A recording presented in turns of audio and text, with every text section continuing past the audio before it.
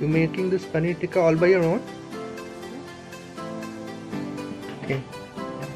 So this thing is preheated, right?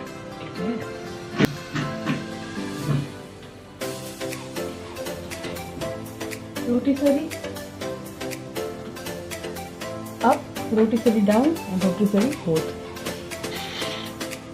20 minutes. On. Move it. So you can see, guys, this is actually moving.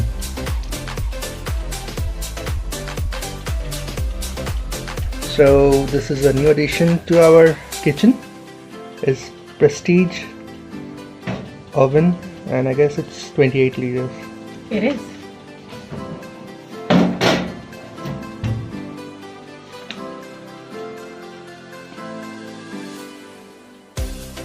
So how many minutes did you set the timer for? 20. Okay, set for 20 minutes, and when it's done, the timer should come to 0.